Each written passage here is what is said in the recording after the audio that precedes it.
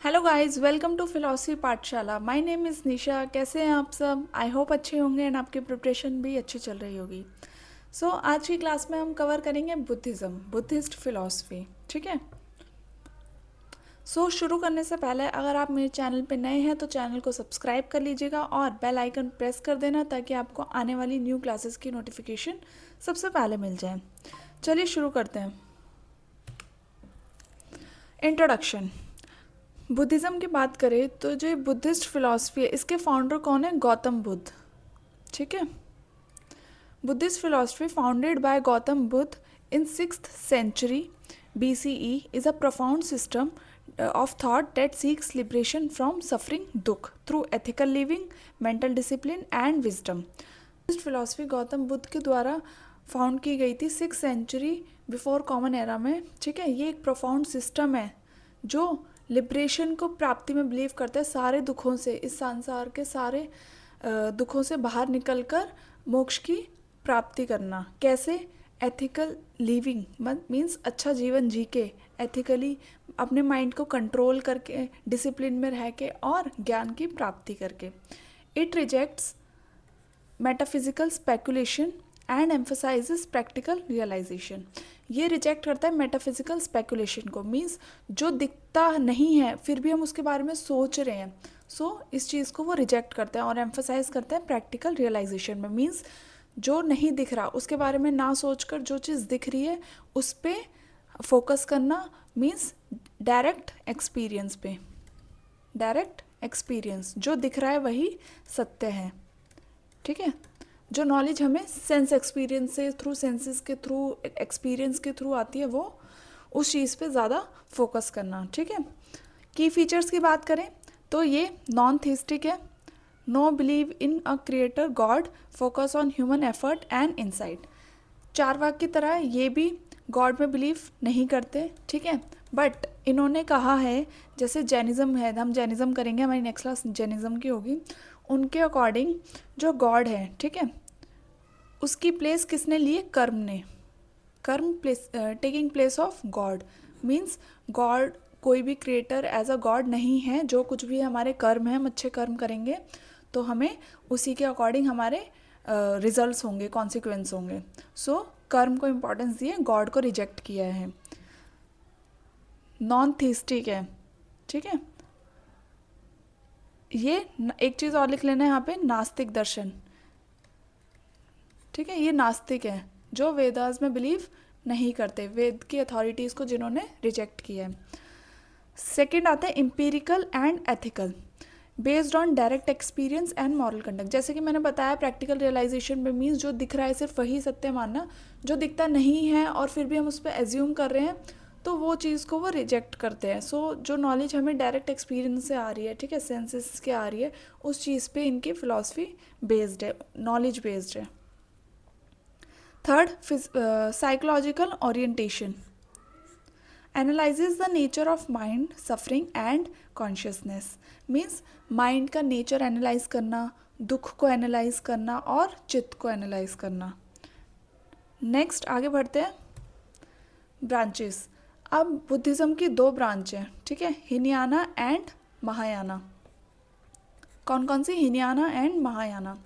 हिनयाना छोटा स्कूल है और महायाना, जैसे नाम से पता चल रहा है, महा मीन्स बिग, ये बिग स्कूल है। इसके फाउंडर कौन है? गौतम बुद्ध। ठीक है। एंड महायाना के फाउंडर अश्वघोष। बस इसका हम एक बार डिफरेंस देख लेते हैं। ठीक है, क्या डिफरेंस है हिनयाना एंड महायाना में। जैसा मैंने बताया, हिनयाना छोटा स्कूल है, ये लेसर व्हीकल है और अबंडेंट व्हीकल है, ये ग्रेट व्हीकल है। इसकी लैंग्वेज है पाली एंड इसकी लैंग्वेज है संस्कृत। हिन मीन्स वीक और small, yana means carry and limited, maha means strong and big and yana means carry and limited. ठीक है। Hinayana like Jainism is a religion without God. Hinayana जो स्कूल है वो जैनिज्म की तरह ही है, मीन्स जो एक ऐसा रिलीजन जो गॉड में बिलीव नहीं करता। ठीक है। गॉड की एग्जिस्टेंस को रिजेक्ट किया गया है। कर्म टेकिंग प्लेस ऑफ गॉड, देखो बताया था, karma taking place of god means कर्म ने गॉड की जगह ली है। इसमें believes Buddha is god means जो बुद्ध हैं, ठीक है, उन्हीं को ही भगवान माना गया है। इसमें यहाँ पे ये देखिएगा ये वाली line, believes Buddha was a human instead of god. जैसे कि ये एक छोटा स्कूल है, ठीक है, अबंडेंट स्कूल है, सो इसमें बुद्धा को एक नॉर्मल ऑर्डिनरी पर्सन माना गया है, भगवान का दर्जा नहीं दिया गया, और महायाना में उनको भगवान माना गया है। It emphasises liberation for an individual salvation through self discipline and meditation. ये एम्फसाइज करता है मोक्ष पे जो इंडिविजुअल सेल्वेशन होती है, मीन्स सिर्फ अपने तक सीमित है, लिमिटेड है, कैसे सेल्फ डिसिप्लिन में रह के हम मोक्ष प्राप्त कर सकते हैं और मेडिटेट करके। सो ये इंडिविजुअल तक लिमिटेड है, सबकी बात नहीं की गई इसमें। जबकि महायाना में everyone attains salvation through having faith and committing oneself to Buddha, means इसमें हर कोई मोक्ष प्राप्त कर सकता है बुद्धा में, मीन्स इसमें हर कोई सेल्वेशन अटेन कर सकता है बुद्धा में बिलीव करके, उसमें फेथ रख के, ठीक है। The idea of liberation is negative and egoistic. जैसे कि इंडिविजुअल मोक्ष की बात करते हैं, सो ये एक आइडिया नेगेटिव हो गया और ईगोइस्टिक है। सेम एज महायाना, इसमें एवरीवन की बात की कि हर कोई अटेन कर सकता है, तो इसका आइडिया नेगेटिव ना होकर एक पॉजिटिव स्टेट ऑफ ब्लिस है, ठीक है। अब ये मोस्ट इम्पॉर्टेंट थिंग, ठीक है, जो बुद्धिज़्म, जो पूरा बुद्धिस्ट फिलॉसफी है वो इसी चीज़ के ऊपर बेस्ड है, ठीक है। Everything is momentary, change is the rule of the universe. Means जो कुछ भी है इस संसार में, जो कुछ भी हो रहा है हमारे आसपास, जो कुछ भी हो रहा है वो कुछ भी कांस्टेंट नहीं है, सब कुछ चेंजेबल है, सब कुछ क्षणिक है। क्षणिकावाद, यहाँ से एक क्षणिकावाद थ्योरी निकलती है, मोमेंट्रीनेस थ्योरी, वो हम आगे करेंगे, ठीक है। सो हमारे जीवन में हम जैसे फ्लेम को देखते हैं, कैंडल की जो फ्लेम है, ठीक है, एक मोमेंट हमने उसको देखा, कैंडल, ये मैं एक मिनट, ये कैंडल है, ठीक है, ये उसकी फ्लेम है, ठीक है। अब ये हर मोमेंट चेंज होती है, एक मोमेंट हमने इसे देखा तो दूसरे मोमेंट में फिकल कर गई, चेंज हो गई। सो ये भी स्थिर नहीं है। सब कुछ हम अपने आसपास अगर हम कुछ भी देख ले, पानी है, पानी का बहाव भी देख लेते हैं, तो एक मोमेंट वो रहता है जैसा हम देखा, दूसरे मोमेंट जब हम देखते हैं तो वो चेंज हो जाता है। जबकि बुद्धिज़्म कांस्टेंट को रिजेक्ट करके कॉन्टिन्यूस में बिलीव करते हैं, मोमेंटरी में बिलीव करते हैं, और जो शंकराचार्य हैं, ठीक है, जिनका अद्वैतवाद है, वो कांस्टेंट कॉन्सेप्ट को मानते हैं, ठीक है। आगे बढ़ते हैं। Everything is subject to birth and death, to production and destruction, to creation and decay. Means जो कुछ भी हुआ है, ठीक है, अगर जन्म हुआ है तो उसकी मृत्यु निश्चित है, अगर किसी का प्रोडक्शन हुआ है तो उसका डिस्ट्रक्शन भी निश्चित है, अगर कुछ क्रिएट हुआ है, किसी चीज़ की उत्पत्ति हुई है तो उसका विनाश होना भी निश्चित है। सो इसके अंदर दो स्कूल और आते हैं, स्वतांत्रिक एंड वैभाषिक। इसको हम इन डिटेल में, ये एक सर्वास्तिवाद ट्रेडिशन है, उसमें इन दोनों का वर्णन किया गया है, ठीक है, सर्वास्तिवाद। सो ये अभी हम आगे देखेंगे इन डिटेल में क्या है। इसका हीनयाना का जो ओल्डेस्ट स्कूल है, सबसे पुराना, वो है Sthaviravada and doctrine of elders. Mahayana की बात करें तो इसमें शून्यवाद एंड विज्ञानवाद की थ्योरीज आती है, ठीक है, ये दो स्कूल है, इसको भी हम आगे देखेंगे अलग से। और जैन जो है वो भी महायाना का स्कूल है, बस इसको इतना याद रखना है जैन किसके अंडर आता है। आगे बढ़ते हैं। प्रमाण की बात करें, जैसा कि हमने देखा कि बुद्धिज़्म के अकॉर्डिंग जो नॉलेज हमारी वो डायरेक्ट एक्सपीरियंस बेस्ड है, मीन्स जो नॉलेज हमें थ्रू सेंसेस मिलती है, बस जो दिखा हमने वो मान लिया, उसके अलावा जो नहीं दिख रहा हम उसमें नहीं बिलीव करते। सो इन्होंने जो हमारे 6 प्रमाण हैं उनमें से 2 को एक्सेप्ट किया है। चारवाक सिर्फ प्रत्यक्ष के एक्सेप्ट करते हैं। जैनिज़्म शुरू के जो 3 हैं, प्रत्यक्ष, अनुमान, शब्द को एक्सेप्ट करते हैं सॉरी। एंड जो बुद्धिज़्म है वो सिर्फ प्रत्यक्ष एंड अनुमान को एक्सेप्ट किया गया उनके द्वारा। सो हम देखते हैं कि क्या कहते हैं इनके बारे में। बुद्धिस्ट एक्सेप्ट 2 प्रमाण, फर्स्ट प्रत्यक्ष एंड अनुमान। Direct non conceptual awareness of reality, means जो नॉलेज हमें डायरेक्ट मिलती है। Non conceptual awareness of reality means उसमें हम कुछ भी अपना एक्स्ट्रा माइंड नहीं लगाते, जो हमने देखा वो हमारी नॉलेज में आ गया। सेकेंड, अनुमान, logical reasoning based on observe pattern. इसमें हम अनुमान लगाते हैं, मीन्स जैसे इनका कहना है कि जो नहीं दिखा उसको हमने एक्सेप्ट नहीं किया, वो हमारी नॉलेज में नहीं है, बट ये अनुमान को एक्सेप्ट कैसे करते हैं कि जो हमने नहीं देखा फिर भी उसके बेसिस पे हमने अनुमान इसलिए लगाया क्योंकि वो पहले हमारे पास्ट इम्प्रेशन में, हमारे पास्ट में वो चीज़ हमें हमारे थ्रू देखी गई हो या हमारे किसी भी मीन से हमारी नॉलेज में आई हो, तो उसके बेस पे हमने अनुमान लगा लिया। ऐसे ही नहीं कि कुछ भी हमने अनुमान लगाया, जो हमारे पास्ट में कुछ इम्प्रेशन है उस चीज़ का, उसके बेस पे अनुमान लगाया, तो इसलिए वो इसको एक्सेप्ट करते हैं। दे रिजेक्ट अदर प्रमाण लाइक शब्द, उपमान, कंपैरिजन एंड अर्थापत्ति, जो न्याय के द्वारा और मीमांसा के द्वारा एक्सेप्ट किए गए हैं। ठीक है, आगे बढ़ते हैं। प्रत्यक्ष। प्रत्यक्ष इन डिटेल में देखें। Pratyaksha defined as non erroneous, immediate cognition free from conceptual construction, kalpana means कल्पना से परे है, जो हमें इमीडिएट एट मोमेंट हमने देखा, मेरे सामने टेबल रखी है, ठीक है, टेबल पे एक पोर्ट है, तो वो पोर्ट है, मैंने उसमें कुछ नहीं लगाया, मैं अनुमान नहीं लगाया, बस मैंने उसे देखा और मैंने अपनी नॉलेज में कि हाँ ये पोर्ट है, बस। ठीक है, सो इसमें मैंने कोई भी अपनी अलग से कल्पना नहीं की। प्रत्यक्ष डिवाइडेड है निर्विकल्प एंड सर्विकल्प। प्रत्यक्ष को निर्विकल्प प्रत्यक्ष और सर्विकल्प प्रत्यक्ष में बांटा गया है। निर्विकल्प प्रत्यक्ष की बात करें तो ये प्योर सेंसेशन है, free from mental labelling, means इसमें जैसे कि जो हमने देखा वैसा हमारे नॉलेज में आ गया, सो इसमें कोई भी लेबल करने की, कुछ भी अनुमान लगाने की, कुछ भी उसको नेम देने की ज़रूरत नहीं है, बस जैसा दिखा वैसा हमने प्रत्यक्ष कर लिया। सर्विकल प्रत्यक्ष जो कॉन्सेप्चुअल है, इसमें हम मेंटल कंस्ट्रक्शन करते हैं और नेम करते हैं। जैसे कि मैंने बताया मेरे सामने टेबल रखी है, उस पर पोर्ट है, ठीक है, तो पोर्ट को जैसा मैंने देखा तो मैंने अपनी नॉलेज में कि हाँ ये पोर्ट है और मैं इसको एज अ पोर्ट जानती हूँ। बट सर्विकल्प में मैंने अच्छा इस पोर्ट की ऐसी शेप है, ये ब्लैक कलर का है, ऐसे है, तो मैंने इसमें अपना एक्स्ट्रा माइंड लगाया, उसको नेम किया, थोड़ा कंस्ट्रक्शन करी। सो ये सर्विकल्प प्रत्यक्ष है, इसको वो रिजेक्ट करते हैं सर्विकल्प को, सिर्फ उन्होंने निर्विकल्प को माना है। बुद्धिस्ट एम्फसाइज निर्विकल्प प्रत्यक्ष as the most authentic form of perception, means जो दिख रहा है उसको एज इट इज़ अपने माइंड में अटेन कर लेना, और कुछ भी एक्स्ट्रा मीन्स मेंटल कंस्ट्रक्शन या फिर नेम करने की उसकी ज़रूरत नहीं है, जो दिख रहा है वही पर्याप्त है, उसी को ही उन्होंने main authentic form of perception बोला है। ठीक है, अब ये जो स्टेटमेंट दी गई है संस्कृत में, ये प्रत्यक्ष की स्टेटमेंट है। ऐसी आपको 5 to 6 स्टेटमेंट इंडियन फिलॉसफी में देखने को मिलेंगे परसेप्शन की, और ये एग्ज़ाम में क्वेश्चन आया भी है, सो ये मोस्ट इम्पॉर्टेंट है। ठीक है, एक तो चीज़ ये कि आप सबका ये याद कर लेना कि कौन से फिलोसफर ने, जैनिज़्म हो गया, चारवाक हो गया, सांख्य हो गया, योग हो गया, मीमांसा है, न्याय है, वैशेषिका है, अद्वैत, द्वैत, सब ने प्रत्यक्ष की क्या डेफिनेशन दी है। सो ये मोस्ट इम्पॉर्टेंट क्वेश्चन है, यहाँ से आ रखा है। सो बुद्धिज़्म के द्वारा प्रत्यक्ष की ये डेफिनेशन है, इसको याद कर लेना। आगे बढ़ते हैं, अनुमान।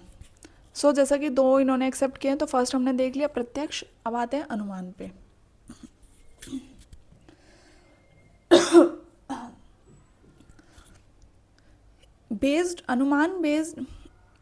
अनुमान based on vyapti, invariable concomitance and pakshadharmata, presence of reason in the subject. जो अनुमान है, ठीक है, जैसा कि अनुमान है वो व्याप्ति पे बेस्ड है। अब ये व्याप्ति क्या होती है मैं बता देती हूँ, वैसे तो इसका पूरा कॉन्सेप्ट व्याप्ति पे अनुमान क्यों बेस्ड है ये हम न्याय में पढ़ेंगे, ठीक है, जब लॉजिक पढ़ेंगे। तो जो अनुमान है, ठीक है, ये व्याप्ति पे बेस्ड है। अब व्याप्ति क्या है, एक यूनिवर्सल कनेक्शन है, universal connection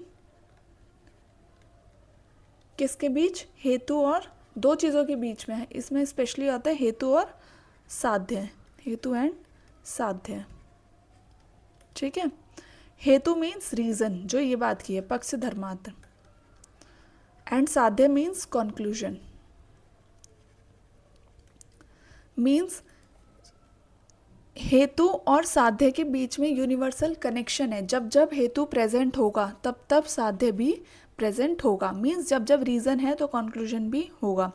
for example fire and smoke, ठीक है, स्मोक एंड फायर का ले लेते हैं।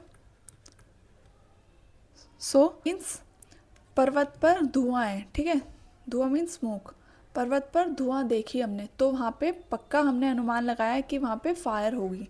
सो स्मोक है तो फायर निश्चित है, मीन्स जहाँ जहाँ धुआं होता है वहाँ वहाँ आग होती है। पर्वत पर धुआं है तो वहाँ पे निश्चित आग होगी। ये हेतु और साध्य के बीच, मीन्स स्मोक हमारा हो गया हेतु और फायर हो गया हमारा साध्य। सो अगर स्मोक प्रेजेंट है तो फायर भी प्रेजेंट होगी। ये एक नेसेसरी रिलेशनशिप है बिटवीन हेतु और साध्य के बीच में। Next, inference is valid only when it leads to अप्रत्यक्ष अर्थ ज्ञान, knowledge of non perceive objects. हमने चीज़ परसीव नहीं की, ठीक है, बट वो हमारे पास्ट में भी हमारे उसका हमें ज्ञान है कि हाँ हम वो चीज़ ऐसी होती है, सो उसके बेस पे हमने अनुमान लगा लिया तो वो वैलिड माना जाएगा अनुमान हमारा।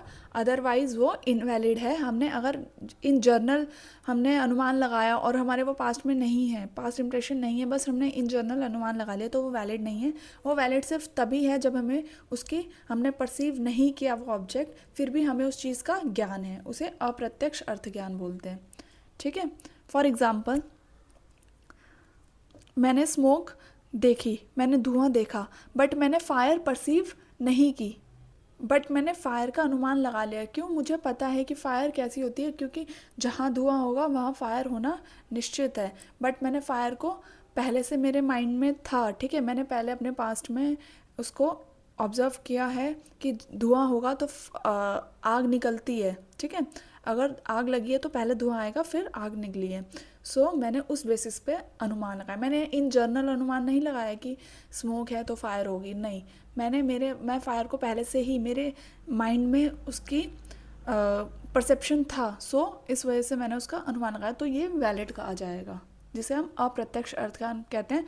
परसीव ना होने के बाद भी वो वैलिड है। टाइप्स ऑफ अनुमान, ठीक है, टाइप्स ऑफ अनुमान। अब अनुमान वैसे 5 टाइप्स के होते हैं, बट जो बुद्धिज़्म ने एक्सेप्ट किए हैं वो सिर्फ 4 ही हैं। 5वां मैं लिखवा देती हूँ, इसको इनके द्वारा रिजेक्ट किया गया है। सामान्य, तोड़द्रस्त, ठीक है, सामान्य, तोड़द्रस्त, ये 5 हमारे अनुमान है, टाइप्स हैं अनुमान के, जिसमें से सिर्फ स्वभाव अनुमान, अनुपलब्धि अनुमान, पूर्वावत अनुमान एंड शेषावत अनुमान को एक्सेप्ट किया है। इसको वो रिजेक्ट करते हैं। बस इनका नेम याद कर लेना, ये इंपॉर्टेंट है, इन डिटेल में जाने की ज़रूरत नहीं है। आगे बढ़ते हैं। त्रिपिटिकास, बुद्धिज़्म के द्वारा कोई भी बुक उन्होंने खुद नहीं लिखी थी, ठीक है, उनके जो फॉलोअर्स थे उन्होंने एक कलेक्शन बनाया था उनकी टीचिंग्स का, उनकी प्रीचिंग्स का, उनके मर जाने के 100 साल बाद, उनकी डेथ के 100 साल बाद, ठीक है। सो उन कलेक्शन को हम त्रिपिटिकास बोलते हैं। अब ये 3 में डिवाइडेड है, Vinaya Pitaka, Sutta Pitaka and Abhidhamma Pitaka. Deals with discipline of the order, the rules and regulation to govern the lives of Buddhist monks. इसके अंदर दिए गए हैं रूल्स और रेगुलेशंस जो बुद्धिस्ट मॉन्क्स की लाइफ्स को गवर्न करता है, ठीक है, उन्हें एक डायरेक्शन देता है। सो वो सब सारी चीज़ें विनय पिटक में। सुत्त पिटक में क्या है? It is said to be a compilation of the utterances of the master himself and consist of 5 collections called Nikayas. उनके शब्द थे, ठीक है, जो अटरेंसेस थे, ठीक है, जो 5 कलेक्शन में पाए जाते हैं जिन्हें हम निकायास बोलते हैं। पहला है दिग, मझिम, अगुंत्रा, संयुक्त एंड खुद्दक। ये इनका ऑर्डर याद कर लेना, ये ऑर्डर एग्जाम में पूछा जाता है, और मेन नेम, ठीक है, इन्हें निकायास बोलते हैं, निकाया। लास्ट है अभिधम्मक पिटक, ये डील करता है फिलोसफिकल डिस्कशंस, ठीक है, इसके अंदर फिलोसफिकल डिस्कशंस देखने को मिलते हैं। आगे बढ़ते हैं। बस इनका ये ध्यान रखना कि कौन से पिटक में, विनय पिटक में, सुतक पिटक में अभिधम्मक किसकी बात की गई है, ठीक है। आगे बढ़ते हैं। Basic truth of Buddhism. अब हम ट्रुथ की तरफ आते हैं कि मेन जो बुद्धिज़्म की फिलॉसफी है, जैसे हमने एक चीज़ देख ली, Kshanikavada, momentariness, change is the ultimate truth, जो चेंज है वही, जब जब बुद्धिज़्म की बात आएगी सो चेंज आएगा, मीन्स क्षणिक, हर चीज़ क्षणिक है, मोमेंट्री है, टेम्पररी है, परमानेंट नहीं है, यही ट्रुथ है। ओके, सो इसके बेसिक ट्रुथ्स क्या हैं? Life is full of suffering, जो ये संसार है, ज़िंदगी है, ठीक है, ये पूरी दुखों से परिपूर्ण है। संस्कृत वर्ड क्या है? दुख। सेकंड, सफरिंग्स हैव कॉसेस, अगर दुख हैं तो उनके कारण भी हैं, सो इसे बोलते हैं समुदय। अब ये दुख है, उनके कारण है, उनके 12 कारणों की एक चेन है जिसे हम प्रतीत समुत्पाद बोलते हैं, वो अभी हम आगे देखेंगे। Third one is elimination of suffering, जिसे अट्ठांग मार्ग मीन्स इसे दुखों को कैसे ख़त्म किया जाए उसके 8 फोल्ड पाथ दिए गए हैं। आगे बढ़ते हैं। अनात्मवाद। अब ये है अनात्मवाद क्या है, जैसे कि हम नाम से ही देख सकते हैं, अनात्मवाद मीन्स नो सोल थ्योरी। वाद मीन्स थ्योरी, ठीक है। आत्म मीन्स सोल एंड अन मीन्स नॉन, ठीक है। सो ये उनकी नो सोल थ्योरी थी, अनात्मवाद जिसे बोला जाता है। नाम संस्कृत भी आपको याद करने ही पड़ेंगे।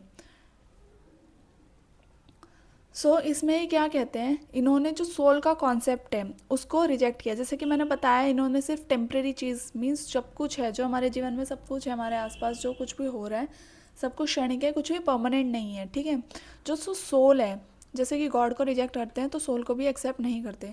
तो जो सोल है वो जब तक हम जी रहे हैं और जब तक हमारी मृत्यु का अंत नहीं आता, तब तक ये जो सोल है ये बदलती नहीं है, ये कांस्टेंट रहती है। क्या है?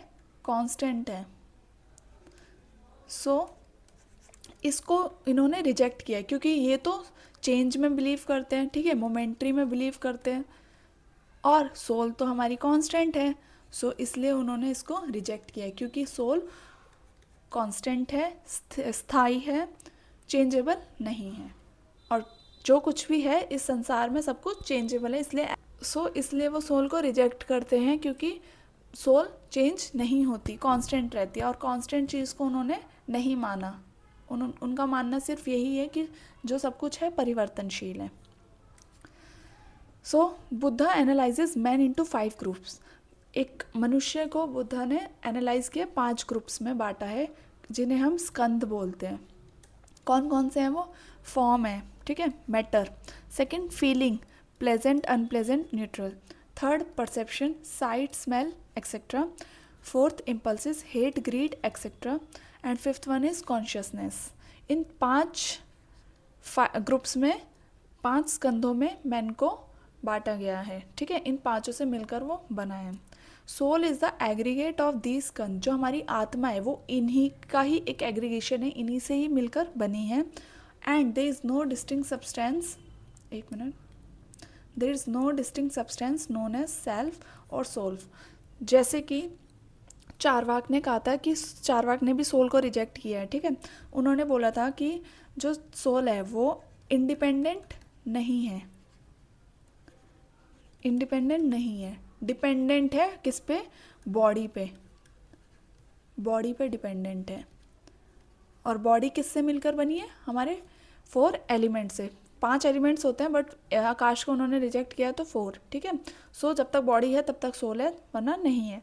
और सेम चीज़ ये कहते हैं कि जो सोल है वो इन 5 स्कंधों से मिलकर बनी है। जो हमारा मनुष्य है वो इन 5 से मिलकर बना है। जो सोल है, अलग से हम सोल को डिफाइन नहीं करते, अलग से कोई सेल्फ नहीं है, सोल नहीं है, आत्मा नहीं है, जो कुछ भी है मनुष्य है तो वो इन 5 से मिलकर ही बना है, ठीक है। अलग से सोल को नहीं माना गया। Soul is constant and he does not accept constant concept because everything is change in the universe, nothing is constant, so Buddha does not accept the constant soul. जैसा मैंने बताया, सोल कांस्टेंट है, ठीक है, स्थायी है, स्थिर है। वो कांस्टेंट कॉन्सेप्ट को एक्सेप्ट नहीं करते क्योंकि उनका सिर्फ यही मानना है कि सब कुछ है वो परिवर्तनशील है, ठीक है। हर कुछ जो है यूनिवर्स में वो चेंजेबल है, कुछ भी कांस्टेंट नहीं है। इसलिए वो कांस्टेंट सोल को एक्सेप्ट नहीं करते, अलग से सोल को नहीं मानते। ये इनकी अनात्मवाद थ्योरी है। सोल को रिजेक्ट किया गया है इन शॉर्ट, ठीक है, क्योंकि सोल जो है वो कांस्टेंट है, इसलिए वो उसको रिजेक्ट करते हैं। बिकॉज उनका ये मानना है कि जो कुछ भी संसार में है वो परिवर्तनशील है, कुछ भी स्थायी नहीं है, कांस्टेंट नहीं है। और सोल अगर अलग से नहीं है, वो एग्रीगेट है इन्हीं 5 स्कंदों का। आगे बढ़ते हैं। 4 नोबल ट्रुथ। अभी हमारे जैसे हमने बेसिक ट्रुथ पढ़े थे वही हैं, उनको इन डिटेल में हम देखते हैं। फर्स्ट है देयर इज़ सफरिंग, ठीक है, देयर इज़ सफरिंग, दुख।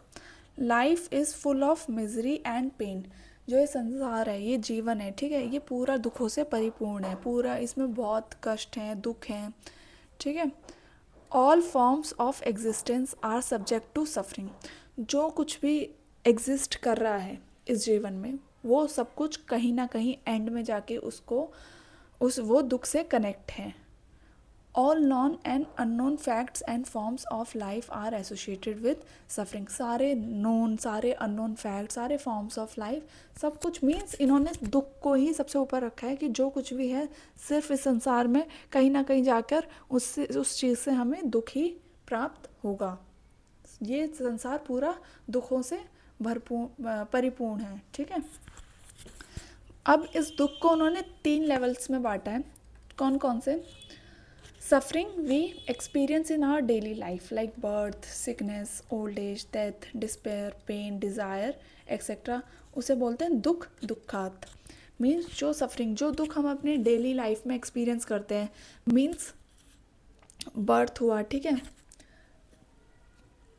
मीन्स बर्थ होना, ठीक है, डेथ, मृत्यु हो जाना किसी की, और बीमार पड़ गए, बुढ़ापा आ गया, पेन हो रहा है, कहीं हमारे लग गई बॉडी में, कहीं कट हो गया या एक्सीडेंट हो गया, ये हम एक्सपीरियंस जो हम अपनी डेली लाइफ में करते हैं, इस ये आता है फर्स्ट के अंदर, दुख, दुखात के अंदर, ठीक है। Second, suffering caused by internal mental condition and the activities of the sense organ, उसे संस्कार दुख बोलते हैं। सेकेंड, जो दुख हमें इंटरनली मिलता है, ठीक है, हम मेंटली परेशान हैं, हमें स्ट्रेस है, ठीक है, हमारे सेंसेस सही से काम, सेंस ऑर्गन हमारे सही से काम नहीं कर रहे, हम कोल्ड हो गया, ठीक है, स्ट्रेस है, एंजाइटी है, टॉर्चर है, डिप्रेशन है, ये सारी चीज़ें संस्कार दुख के अंदर आती हैं। And the last one is the suffering caused by impermanence of object and our relation to them, viparinama dukkha, जो वो विपरिणाम दुख होता है।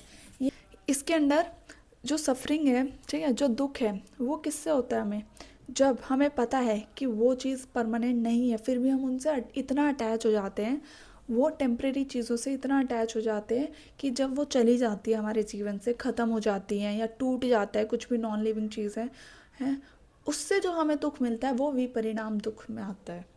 जैसे कि अगर हम लिविंग बींग्स की बात करें, पर्सन की बात करें, हम किसी पर्सन से इतना अटैच हो जाते हैं, ठीक है, बट वो एक टाइम बाद हमारी लाइफ से चला जाता है, तो उससे जो दुख हमें मिला वो परिणाम हो गया। किसी चीज़ से हमारी कोई फेवरेट बुक हो गई, ठीक है, फेवरेट कोई भी चीज़, XYZ एनीथिंग, ठीक है, उससे वो चीज़ टूट गई या खो गई या टेम्परेरी है वो, सो उससे जो हमें दुख मिला वो विपरिणाम दुखात में आता है। सो ये 3 टाइप्स के दुख हैं जो फर्स्ट में आते हैं, देयर इज सफरिंग। नेक्स्ट आता है second, there is a cause of suffering. जैसा मैंने बताया, जो दुख है उसके पीछे कोई ना कोई कारण है। इस संसार में जो कुछ भी हो रहा है वो बेवजह नहीं हो रहा, सबके पीछे कोई ना कोई कॉज है, ठीक है। अगर जो इफ़ेक्ट कुछ भी हो रहा है उसका कॉज डेफिनेटली है, बिना कॉज के कोई भी चीज़ एग्जिस्टेंस में नहीं आ रही। Everything is this world has a cause and is conditional, relative and limited. जो कुछ भी है इस वर्ल्ड में, इस दुनिया में, उसका कारण है, वो कंडीशन पे बेस्ड है, ठीक है, और रिलेटिव है, लिमिटेड है। Everything in this Cosmos has a cause and nothing exist and happens without a cause. जो कुछ भी हो रहा है इस संसार में, इस यूनिवर्स में, उसका कारण है, कुछ भी बिना कारण एग्जिस्ट नहीं करता, और जो कुछ भी हो रहा है उसके पीछे कोई ना कोई कारण छुपा हुआ है। Buddhism explains suffering through a chain of 12 cause and effect known as doctrine of dependent origination.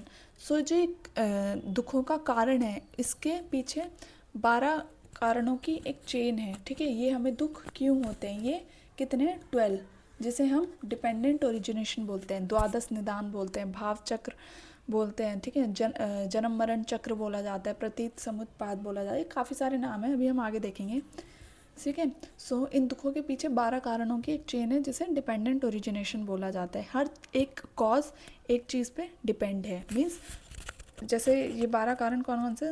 अविद्या, संस्कार, नाम रूप, विज्ञान, षडायतन, वेदना, तृष्णा, ये सारे टोटल 12 हैं। In the final analysis the root of all miseries is desire, tanha, desire is all persuasive. So final analysis में पाया गया कि जो हमारी सारे दुखों का रूट कारण है, जो रूट कॉज है, वो डिज़ायर है, तन्हा। मीन्स किसी भी चीज़ को पाने की इच्छा। अब ये इच्छा क्यों उत्पन्न होती है? क्योंकि हम अविद्या के स्टेट में होते हैं, इग्नोरेंस बोला जाता है जिसे, ठीक है।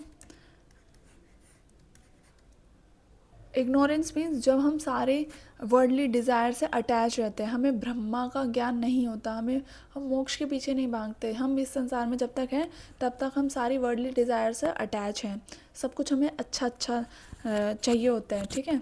सो ये इग्नोरेंस है, हम इग्नोरेंस के स्टेट में होते हैं, अविद्या के स्टेट में होते हैं, और जब तक हम स्टेट में होंगे हम अपने कर्म करे जाएंगे और मोक्ष की प्राप्ति हमें नहीं होगी, हम कर्मों से बंधे रहेंगे। ओके, आगे बढ़ते हैं। Third, there is cessation of suffering, dukkha nirodha. दुख को ख़त्म किया जा सकता है। If suffering has a cause, the seeker has to destroy the cause to stop suffering, so desire has to be extinguished to stop suffering. Nirvana is the state of being without suffering, it's a state of supreme happiness and bliss. Means अगर दुख है तो उसका कारण भी है, ठीक है, और जो सीकर है, जो मनुष्य है, वो इसको, उस कारण को डिस्ट्रॉय करके ही अपने दुख को रोक सकता है। मीन्स अगर हमें किसी चीज़ से दुख हो रहा है, हमें कोई स्ट्रेस है या फिर हम पेन में है, तो हम उसका पीछे का कारण जान के उस कारण को ख़त्म करके और उस दुख से मुक्ति पा सकते हैं, निर्वाणा की स्टेट में आ सकते हैं, मोक्ष प्राप्त कर सकते हैं, ठीक है। और ये स्टेट कैसी होती है? Full of happiness and bliss, आनंद से परिपूर्ण। Last one is there is a ways to destroy suffering. अब जो दुख निरोध है, ठीक है, ये जो सफरिंग को ख़त्म करने का बताया, सो उसके वेज हैं जिसे हम अष्टांग मार्ग भी बोलते हैं, दुख निरोध मार्ग, 8 फोल्ड पाथ, ठीक है। The ways to destroy suffering consist of practice of 8 fold path. इन फोल्ड पाथ को हम प्रैक्टिस करके अपनी डेली लाइफ में एग्जीक्यूट करके उनको ख़त्म कर सकते हैं, दुखों को। In the practice of these virtues one has to avoid extremes and follow middle path. अब ये हम 8 फोल्ड पाथ देखते हैं कि हम इन दुख को कैसे इन 8 फोल्ड पाथ से ख़त्म कर सकते हैं। फर्स्ट है राइट फेथ, साम्यक दृष्टि। इनका ऑर्डर याद कर लेना, ऑर्डर ज़रूर आता है एग्ज़ाम में, ठीक है। साम्यक दृष्टि, साम्यक संकल्प, साम्यक वाक, साम्यक कर्म, साम्यक आजीवा और साम्यक व्यायाम, साम्यक स्मृति, साम्यक समाधि। सो फर्स्ट है it consist of the grasps and acceptance of the reality of 4 noble truths, rejection of false doctrines, avoidance of immortality resulting from lying and violence etc. और नोबल ट्रूथ है, उनको एक्सेप्ट करके, ठीक है, उनमें faith रख के, और जो सारी गलत डॉक्ट्राइंस है, सारी फॉल्स डॉक्ट्राइंस है, उनको अवॉइड करके, इमोर्टैलिटी को अवॉइड करके, झूठ ना बोल के, वायलेंस से दूर रहकर हम राइट फेथ को एग्जीक्यूट कर सकते हैं। सेकेंड आता है हमारा राइट रिजॉल्व, साम्यक संकल्प। It implies thought on friendship and गुडविल्स, thoughts on non harming. जब हम अच्छी फ्रेंडशिप निभाएंगे, अच्छा चाहेंगे, दूसरों का भला चाहेंगे और किसी को हार्म नहीं करेंगे, वो राइट रिजॉल्व के अंदर आता है। थर्ड राइट स्पीच, सही बोलकर, गलत नहीं बोलना, झूठ नहीं बोलना, आराम से बोलना, प्यार से बोलना, ठीक है। It inspire one to speak truth firmly and to speak gentle and soothing words for the benefits and wellbeing of others. Means सही बोलना, सत्य बोलना और जेंटली बोलना। मीन्स हार्श शब्दों में, कठोर शब्दों में नहीं बात करना किसी से। ऐसे शब्द बोलो जो सामने वाले को अच्छे लगे और उनका भला भी हो, जिससे और हमें भी अंदरूनी संतुष्टि मिले। नेक्स्ट राइट कंडक्ट, साम्यक कर्म, अच्छे कर्म करके, ठीक है, सही पाथ पे चल के। The Buddha intends by right conduct the practice of 5 moral law. Means अच्छे कर्म करके, और जो हमारे 5 व्रत हो गए, कौन कौन से, ये ब्रह्मचर्य हो गया, अस्त्य हो गया, अहिंसा हो गया, ये सब इनको अपनी प्रैक्टिस में लाके, अपने डेली लाइफ में लाके, इनको जब हम परफॉर्म करते हैं, एग्जीक्यूट करते हैं, सो ये राइट कंडक्ट के अंदर आता है। Fifth one is right livelihood, अच्छा जीवन जी के, samyak ajiva. It consist of the avoidance of a luxury life and the acceptance of occupation which do not involve cruelty and injury to other living beings. Means अच्छा जीवन जी के, ethical life जी के, luxury life को त्याग कर। मीन्स जब हम लग्जरी की तरफ भागेंगे, ठीक है, लग्जूरियस चीज़ें लेंगे और उनसे फिर अटैच हो जाएंगे, लग्जूरियस चीज़ें लेके फिर जब वो पुरानी हो जाएंगी या ख़त्म हो जाएंगी तो फिर हमें उससे दुखी मिलना है। तो वो सब त्याग कर एक सादा सिंपल अच्छा जीवन जीना और उन ऑक्यूपेशन को एक्सेप्ट करना जिस ऑक्यूपेशन की सामने वाले को उससे भला ही हो, कोई नुकसान ना पहुँचे। नेक्स्ट, राइट एफर्ट, सम्यक व्यायाम। It includes effort to avoid the rise of evil and false ideas in the mind, the effort to overcome evil and evil tendency, and the effort to maintain right condition for meritorious life। Means ऐसे effort करना कि हमारे जो mind में evil thoughts आते हैं, बुरे thought आते हैं, उनको रोकना, अपने माइंड में फॉल्स आइडियाज़ को रोकना, उन पे ओवरकम कर लेना और अच्छी अच्छी चीज़ें अपने राइट कंडीशन में रह के मेंटेन करके एक अच्छा सादा सिंपल जीवन जीना। Next, right awareness, samyak smriti. It represent the awareness of the body, breathing positions हो गए, movements, impurities of the body, awareness of sensation, इसके अंदर attentive to the feeling of one self of the other, and awareness of thought and awareness of internal function of mind. Awareness होना अपनी body की, ठीक है, अपने movements की, impurities में हमारी बॉडी में क्या क्या इम्प्योरिटीज़ हैं, कैसे हमारी बॉडी ब्रीथ कर रही है और अगर इम्प्रॉपर है तो उसे करेक्ट करना, ठीक है, अपने सेंसेशंस के लिए अवेयर रहना, कैसे हमारी फीलिंग्स रिएक्ट कर रही हैं अब खुद के लिए और दूसरों के लिए, इसको कंट्रोल करना, हमारे थॉट्स को कंट्रोल करना, उनके बारे में अवेयर रहना और हमारे माइंड में जो कुछ भी चल रहा है, ठीक है, इसके बारे में हमें अवेयर रहना ताकि वो प्रॉपर फंक्शन करें, कुछ भी गलत इविल चीज़ें ना हो। And the last one is right concentration, सम्यक समाधि। The practice of one-pointed contemplation leads the seeker to go beyond all sensation of pain and pleasure and finally to full enlightenment। जब ये सब कुछ फॉलो करके हम एक ऐसे स्टेट में आ जाते हैं कि हम पूरा मेडिटेशन में कर पाएँ, सारी सेंसेशन से, सारे पेन से, ठीक है, सारे प्लेजर से जब हम दूर हो जाएं, सो वो स्टेट हमारी राइट कंसंट्रेशन की होती है, जब हम उसमें प्रॉपरली मेडिटेट कर पाते हैं, हम सारे प्लेजर से दूर होते हैं, सारे पेन से, दुखों से बाहर आ जाते हैं और हम फुल्ली एनलाइटमेंट के स्टेट में होते हैं। सो ये थे हमारे 8 फोल्ड पाथ, इनको हम फॉलो करके मोक्ष की प्राप्ति कर सकते हैं और दुखों से बाहर निकल सकते हैं। आगे बढ़ते हैं।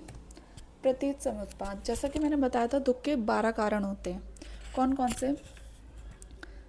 अविद्या हो गया, संस्कार, विज्ञान, नाम रूप, सड़ायतन, स्पर्श, वेदना, तृष्णा, उपादना, भाव, जाति, जरा मरण।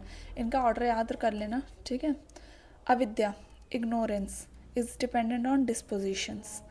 ये जो है फर्स्ट 2 है ये पास्ट लाइफ में आता है, बाकी के हो गए ये विज्ञान, नाम रूप, सड़ायतन, स्पर्श, वेदना, तृष्णा, उपादना, भाव, ये हमारे प्रेजेंट लाइफ में, जब हम प्रेजेंट लाइफ में हम जब अभी हम हैं, ठीक है, ये हमारी प्रेजेंट लाइफ चल रही है। सो इसमें जो हम एक्सपीरियंस करते हैं वो सब ये चीज़ें ये हमारे साथ हो रही हैं, इनसे हमें दुख मिल रहा है, ये दुख के कारण है। और फ्यूचर लाइफ में जो आगे होंगी वो हैं जाति और जरा मरण। सो अब हम देख लेते हैं, बस इनका मीनिंग देख लेना और इनका ऑर्डर चेक कर लेना। अविद्या हो गया, अविद्या जो रूट कॉज है, ठीक है, रूट कॉज है इन सारे 12 कारणों का, वो कौन है? अविद्या। अगर हम अविद्या के स्टेट में होंगे तो संस्कार होगा, संस्कार से फिर विज्ञान, विज्ञान के होने से नाम रूप, नाम रूप के होने से सड़ायतन, सड़ायतन के होने से स्पर्श, स्पर्श के होने से वेदना, वेदना के होने से तृष्णा, तृष्णा के होने से उपादना, उपादना के होने से भाव, भाव के होने से जाति और जाति के होने से जरा मरण। और फिर ये साइकिल दोबारा अविद्या पे आके रुक जाती है, फिर दोबारा अविद्या के स्टेट में हम आ जाते हैं। सो ये हमारे 12 कारण हैं, ठीक है। इसके ऊपर मैंने इन डिटेल वीडियो बना रखी है, उसका लिंक मैं डिस्क्रिप्शन में डाल दूँगी, वो आप देख लीजिएगा। सो ये हमारे 12 कारण एक दूसरे के ऊपर डिपेंड है। One cause is the other, the whole series arises together. एक कॉज दूसरे के ऊपर डिपेंड है। If one wiped out the next wipe out, एक अगर एक ख़त्म हो जाएगा तो दूसरा भी अपने आप ख़त्म हो जाएगा। The 12 link chain of causation और round of birth and death, ये 12 कारण हैं और जीवन जन्म मरण के कॉज है हमारे। आगे इसके नाम लिख लीजिएगा, यहाँ पे मैं नाम बता देती हूँ और किस किस नाम से जाना जाता है। द्वादश निदान, भावचक्र, जरा मरण चक्र, प्रतीत समुत्पाद, एक ये हो गया, ठीक है। भाव चक्र, द्वादश निदान, जरा मरण चक्र, ये सारे इसके नेम हैं। इन नाम से नहीं जाना जाता है। डिपेंडेंट ओरिजिनेशन, जैसे कि डिपेंडेंट नाम से ही पता चल रहा है कि वट एवर ओरिजिनेट्स, ठीक है, वट एवर, एक minute, what ever originates on some condition, originates on some conditions, जो कुछ भी उत्पन्न होगा वो किसी ना किसी कंडीशन से ही उत्पन्न होता है। आगे बढ़ते हैं। नेक्स्ट, डॉक्ट्राइन ऑफ मोमेंटरीनेस, क्षणिकावाद, जो मैंने आपसे अभी कुछ देर पहले बात की थी मोमेंटरीनेस की, कि चेंज, बुद्धिज़्म की बात आएगी तो चेंज की बात आएगी। सो वही हम इन डिटेल में देखते हैं। वैसे मैंने शॉर्ट में बता दिया है सब कुछ जो है। Change is the ultimate truth. So इसको हम संस्कृत में बोला गया क्षणिकावाद। क्षणिक, कोई भी चीज़ क्षणिक है, टेम्परेरी है, थोड़े से मोमेंट के लिए है, फिर वो नेक्स्ट मोमेंट चेंज हो जाती है। According to Kshanikavada everything is momentary, relative, conditional and dependent. Kshanikavada के अकॉर्डिंग जो कुछ भी है इस संसार में वो मोमेंट्री है, टेम्परेरी है, परमानेंट नहीं है, कंडीशनल है, यानी कि डिपेंडेंट है, कोई ना कोई कंडीशन है। It is also known as doctrine of impermanence, इसे अनित्यवाद भी बोला जाता है। मीन्स जो चीज़ एटर्नल नहीं है, नॉन एटर्नल है, अनित्य है, नित्य नहीं है। Buddhism teaches that the world and its objects are not permanent but momentary. Buddhism बताते हैं कि जो ये संसार है और इसमें जो जितने भी पदार्थ हैं, ऑब्जेक्ट्स हैं, वो परमानेंट नहीं है, मोमेंट्री हैं। The universe is a constant chain of change, जो ये संसार है वो पूरा एक कॉन्स्टेंट चेन से बंधा हुआ है। मीन्स जो कुछ भी हो रहा है इसमें वो सब कुछ परिवर्तनशील है। The basis of the doctrine of momentariness is the doctrine of dependent origination. जो ये मोमेंट्रीनेस का डॉक्ट्राइन है, ठीक है, थ्योरी है, वो किसके बेस पे है? Doctrine of dependent origination. Means जो कुछ भी हो रहा है उसका कोई ना कोई कारण है, कोई ना कोई कारणवश वो हो रही है, बेमतलब नहीं हो रही। Every object comes into existence from an antecedent condition and gives rise to consequent object. कोई भी वस्तु, कोई भी ऑब्जेक्ट अगर एग्जिस्टेंस में आता है तो उसका कोई ना कोई कारण होगा और वो उसका कोई ना कोई आगे जाके रिजल्ट निकल कर आएगा, जिसे कॉन्सिक्वेंट ऑब्जेक्ट बोलते हैं। The Buddhist philosopher have given several arguments in support of doctrine of momentariness। जो बुद्धिस्ट फिलोसफर्स थे, ठीक है, उन्होंने बहुत सारे आर्ग्यूमेंट दिए थे इसकी मोमेंटरीनेस की थ्योरी के सपोर्ट में। Of these most important argument is known as arthakriyakaritva, the argument from power of generation action. उन सारे आर्ग्यूमेंट में से जो सबसे इम्पॉर्टेंट आर्ग्यूमेंट है वो है अर्थ क्रिया कार्यता। बस इसका नाम याद कर लेना। According to this, whatever can produce an effect has existence and whatever cannot produce an effect has no existence। जो कुछ भी इफ़ेक्ट प्रोड्यूस हो रहा है, अगर कुछ भी इफ़ेक्ट प्रोड्यूस होता है तो उसका अस्तित्व है, और कुछ भी चीज़ अगर इफ़ेक्ट प्रोड्यूस नहीं कर रही तो वो एग्जिस्टेंस में नहीं है। मीन्स जो कारण है, कॉज है, अगर वो इफ़ेक्ट प्रोड्यूस कर रहा है, ठीक है, तो वो एग्जिस्ट करता है। बट अगर वो कारण इफ़ेक्ट प्रोड्यूस नहीं कर रहा तो वो एग्जिस्ट नहीं करता। Okay, it means that as long as the thing has the power to produce an effect it has existence, and when it ceases to produce an effect the existence also ceases. Means कोई भी चीज़ जितनी ज़्यादा समय तक उसके अंदर power है कि वो इफ़ेक्ट प्रोड्यूस करे तो उसका अस्तित्व है, और जब वो इफ़ेक्ट प्रोड्यूस करना बंद कर देगी तो वो उसकी अस्तित्वता ख़त्म हो जाएगी, सीज्ड हो जाएगी। आगे एग्जाम्पल लेते हैं। जो आइस क्यूब है, ठीक है, ये हमारा है, एक हो गया आइस क्यूब, ठीक है। अभी तो ये आइस क्यूब है, हमने इसे फ्रिज से निकाला, ठीक है, ये अभी तो हमें सॉलिड दिख रहा है, स्टिल है, ठीक है, कांस्टेंट दिख रहा है, बट जैसे ही हर एक मोमेंट ये हम देखेंगे तो ये पिघलता जाएगा, मेल्ट होता जाएगा, अपनी शेप चेंज कर लेगा और धीरे धीरे पानी बन जाएगा। सो जैसे कोई भी चीज़ संसार में स्थिर नहीं है, कांस्टेंट नहीं है, सब कुछ चेंजेबल है। सो ऐसे ही हमने इसका एक एग्जांपल देखा कि आइस क्यूब भी कांस्टेंट नहीं है, ये भी चेंजेबल है। ये पहले आइस क्यूब था, अब इसने पानी की शेप ले ली। ऐसे ही हमने कैंडल का एग्जांपल देखा था, ठीक है, कि जो कैंडल है उसकी फ्लेम है, एक मोमेंट हमने देखा तो ये ऐसी, दूसरे मोमेंट ये चेंज कर लिया इसने अपनी शेप, फिर इसने चेंज कर ली, और ऐसे ही जब तक ये जलेगी तो इसकी जो ये वैक्स है, ठीक है, ये भी मेल्ट होती चली जाएगी और धीरे धीरे ये डिसअपियर हो जाएगी। सो ये थे हमारी मोमेंटरीनेस की थ्योरी, क्षणिकावाद। आगे बढ़ते हैं। Brahma vihara. Brahma vihara refers to the sublime attitudes और divine abodes in Buddhist philosophy.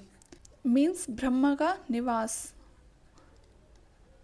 सबलाइन attitudes, Brahma निवास, और divine abodes, divine emotion, divine भावनाएं होगी, ठीक है। ये एक 4 एलिवेटेड स्टेट ऑफ माइंड है जो जिसमें दोनों वर्च्यूज़ एंड मेडिटेटिव प्रैक्टिसेस हैं। कौन कौन सी हैं? 4 हैं, ठीक है। इन 4 को बौद्ध धर्म में बहुत इम्पॉर्टेंट माना गया है, ठीक है। इनको प्रैक्टिस करके हम मेडिटेशन के थ्रू अपने माइंड को ऐसा बना सकते हैं कि हम सारी हेट्रेड से, सारी क्रुएल्टी से, सारी जेलिसी से, अटैचमेंट से दूर हो सकते हैं। सो पहली कौन सी स्टेट है माइंड की? मैत्री, दूसरी करुणा, तीसरी मुदित, एंड फोर्थ वन इज उपेक्षा। इनका ऑर्डर याद कर लेना और इसका मीनिंग देख लेना, ठीक है। मैत्री का है loving kindness, goodwill, friendliness, Amity, loving active interest, loving 2 बार आ गया, एक्टिव इंटरेस्ट इन अदर्स। मैत्री में सभी के लिए लविंग नेचर होना, ठीक है, काइंडनेस रखना, दयालु नेचर रखना अपना। Second, Karuna, compassion and active sympathy, इसमें दुखियों के प्रति संवेदना रखना। Third, Mudit, positive feeling associated with success if others, if नहीं होगा ये ऑफ होगा, ठीक है। Positive feeling associated with success of others, empathetic Joy, happiness of others, दूसरों की सफलता में आनंद लेना, मीन्स पॉजिटिव फीलिंग रखना सामने वाले से और उनकी खुशी में खुश होना। And the last one is उपेक्षा, इक्वानिमिटी, सेमनेस, मॉडरेशन, सुख दुख में संतुलन और स्थिरता बनाए रखना, मीन्स सुख में भी ज़्यादा खुश नहीं होना और दुख में ज़्यादा दुख नहीं होना, न्यूट्रल रहना और बैलेंस करके चलना। ये थे हमारे 4 स्टेट ऑफ माइंड, ब्रह्म विहार के अंदर आते हैं जो। आगे बढ़ते हैं शून्यवाद।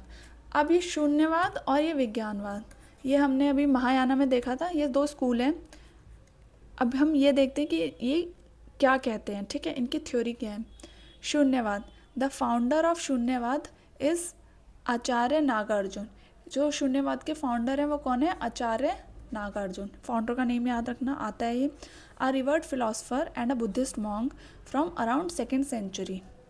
2nd सेंचुरी से एक फिलोसफर हैं और बुद्धिस्ट मॉन्क भी हैं, ठीक है। He establish the Madhyamika school of Mahayana Buddhism. यहाँ से क्वेश्चन आता है मध्यमिका से, याद रखना। वेयर इन्होंने इस्टेब्लिश किया मध्यमिका स्कूल ऑफ महायाना बुद्धिज़्म का नाम याद रख लेना।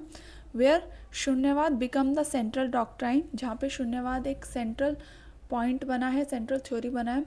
नागार्जुन की contribution was the concept of शून्यता, emptiness, the idea that all phenomena are devoid of intrinsic nature and arise only through dependent origination, प्रतीत समुत्पाद।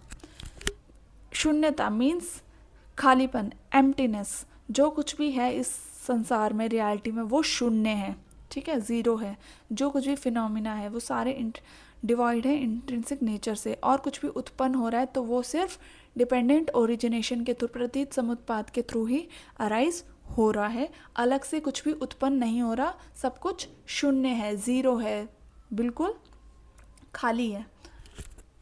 और प्रतीत समुत्पाद जैसे मैंने बताया, हर कुछ जो कुछ भी है उस वो किसी चीज़ पे डिपेंडेंट है, इफ़ेक्ट हो रहा है तो उसका कोई ना कोई कॉज होगा। सो जो कुछ भी अराइज हो रहा है तो वो उसका कोई ना कोई कारण है। शून्य मीन्स नथिंग और नॉन एग्जिस्टेंट, जैसे मैंने बताया शून्य मीन्स एम्प्टीनेस, खालीपन, बिल्कुल ज़ीरो। सो नथिंग और non existence. Reality is neither शून्य नॉर अशून्य nor both nor neither. Reality जो है वो ना ही शून्य है ना ही अशून्य है, ना ही ये दोनों है और ना ही इन दोनों में से कोई एक है। ये प्रपंच शून्य है और डिवॉइड प्लुरैलिटी है। He knows that all worldly objects are like illusion dream echoes of reality reaches blissful nirvana. ये मानते हैं कि जो हम इस संसार में जितने भी ऑब्जेक्ट हैं, ठीक है, सारी वर्ल्डली ऑब्जेक्ट्स हो गए, वो सारे एक इल्यूजन है, भ्रम है, सिर्फ स्वप्न है, रियलिटी नहीं है। Things have no positive essence. चीज़ों का कोई भी पॉजिटिव एसेंस नहीं है, ये सारी आपस में इंटरडिपेंडेंट है, एक दूसरे पर डिपेंड है। The knower the known and the knowledge are mutually dependent. जो जान रहा है, ज्ञाता क्या जान रहा है, ठीक है, नॉलेज, और किसको जान रहा है, नोन, ये सब कुछ एक दूसरे पर डिपेंड है। थ्योरी ऑफ एरर असत ख्यातिवाद है। इसमें मैं बता दूं, मेन क्या याद रखना, शून्यता का मीनिंग एम्प्टीनेस है। कोई भी चीज़ अगर उत्पन्न हो रही है तो वो किसी ना किसी चीज़ पर डिपेंड है तो हो रही है, नहीं तो वो शून्य है, एम्प्टी है। सेकंड, इसका फाउंडर याद कर लेना, आचार्य नागार्जुन। थर्ड, थ्योरी ऑफ असत ख्यातिवाद मीन्स थ्योरी ऑफ एरर क्या है इनका। ये थ्योरी ऑफ एरर ख्यातिवाद ये 5 टाइप्स की होती है। मैं इस पर अलग से वीडियो बना दूंगी, ठीक है, उसमें इन डिटेल में बताऊंगी असत ख्याति क्या होता है, ठीक है, आत्म ख्याति, अनिर्वचनीय ख्याति, ये 5 टाइप्स हैं। सो कौन कौन से होते हैं, बट आपको सिर्फ इतना याद करना है कि शून्यवाद का फाउंडर कौन है, शून्यता का मीनिंग क्या है, थ्योरी का मीनिंग क्या है, और इसका थ्योरी ऑफ एरर क्या है। क्वेश्चन आता है असत ख्याति है, आत्म ख्याति है, क्या है, तो शून्यवाद का असत ख्याति है और विज्ञानवाद का आत्म ख्याति है। ये याद कर लेना। यहाँ से भी पूछ लिया जाएगा कि माध्यमिक स्कूल का थ्योरी ऑफ एरर क्या है, तो वो असत ख्याति ही बोला जाएगा। यहाँ पे इसके अंडर आता है विज्ञानवाद की बात करें तो Vijnanavada also known as Yogachara, a major school of Mahayana Buddhist philosophy. Vijnanavada को योगाचार के नाम से भी जाना जाता है, ठीक है, जो कि मेजर स्कूल है महायाना बुद्धिस्ट फिलॉसफी का। जैसे विज्ञानवाद का मेजर स्कूल योगाचार है, योगाचार के नाम से जाना जाता है, ऐसे शून्यवाद का माध्यमिका स्कूल है, ठीक है, ये याद रखना। Second, विज्ञानवाद teaches that only consciousness is ultimately real means जो चित्त है, जो कॉन्शियसनेस है वही रियल है।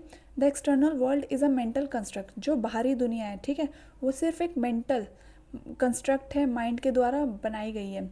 असंग एंड वासुबंधु आर इट की आर्किटेक्ट। ये 2 इम्पॉर्टेंट है। कौन है ये 2?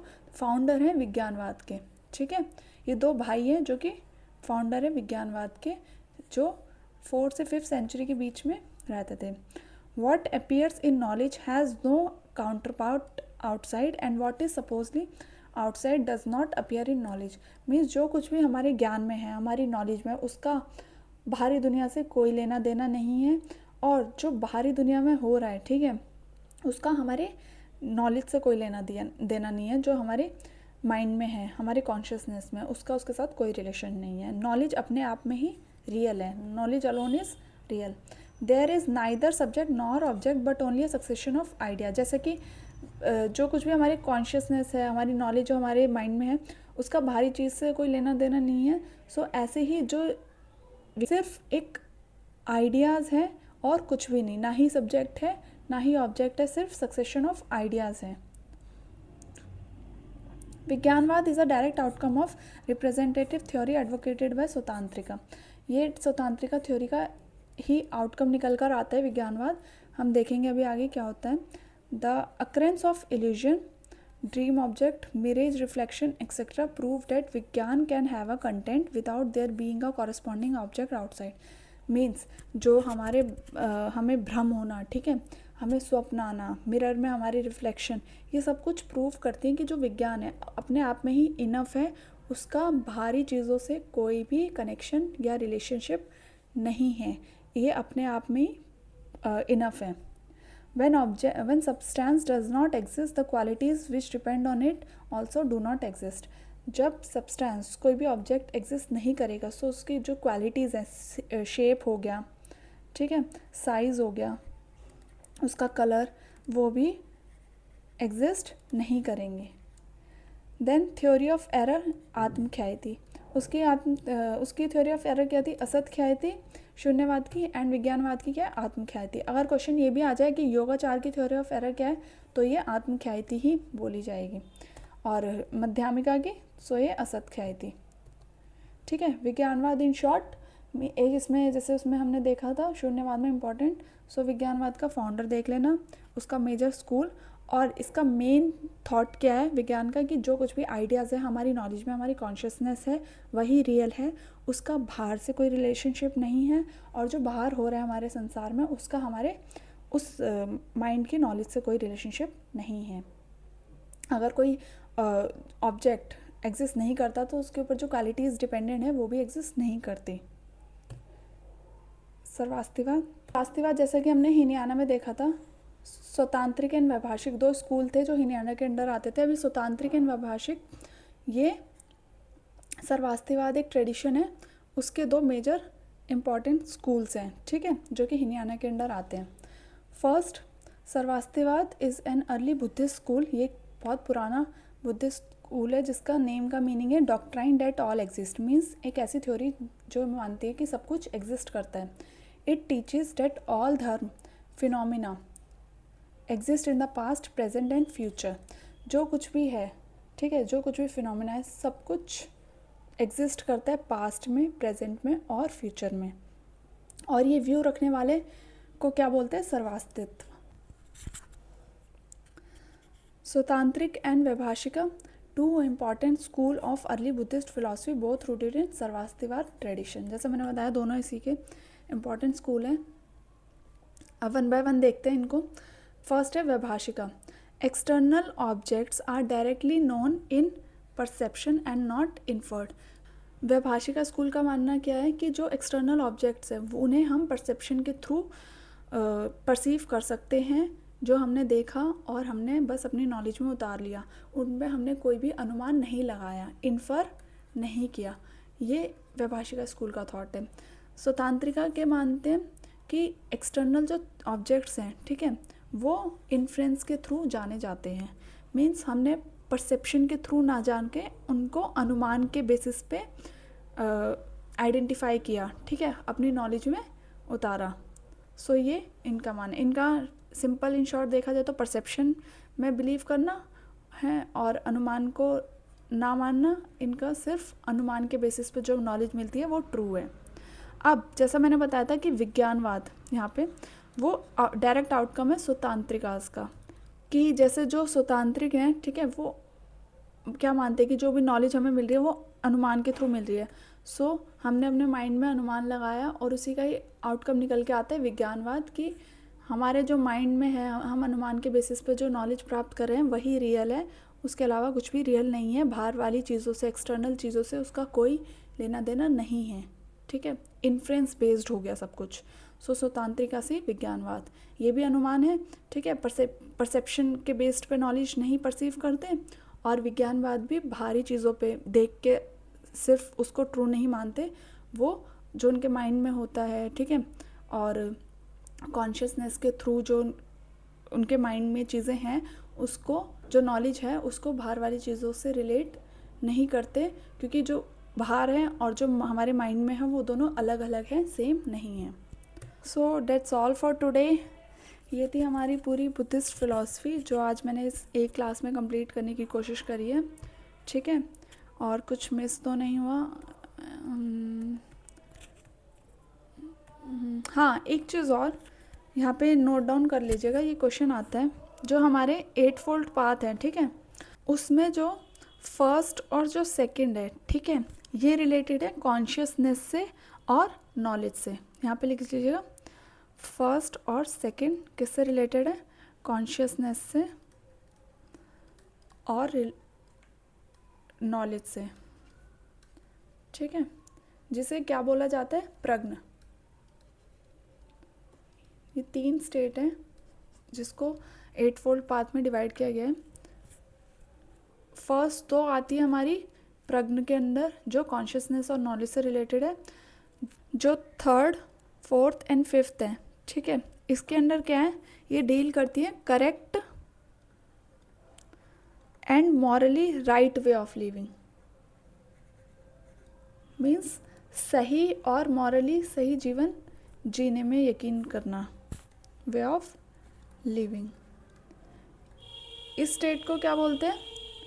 शिला। ठीक है, प्रज्ञ, शिला and the last one is समाधि। इसके अंदर बाकी की 6, 7 और 8 आती हैं, ये वाली 6, 7 और 8 ये समाधि के अंदर आती हैं। फर्स्ट 2 हमारी प्रज्ञ में आ गई, थर्ड जो कॉन्शियसनेस और नॉलेज से रिलेटेड है, थर्ड 4 और 5 हमें बता दिया कि हमें कैसे जीवन जीना चाहिए सही वे में, मॉरली तरीके से। ठीक है, ये third 4 5 and the 5th one जो लास्ट स्टेज है हमारी समाधि,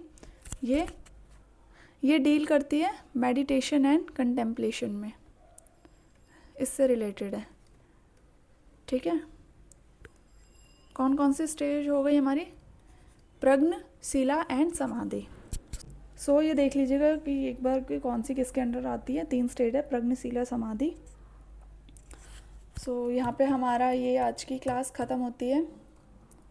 that's all for today, thank you so much.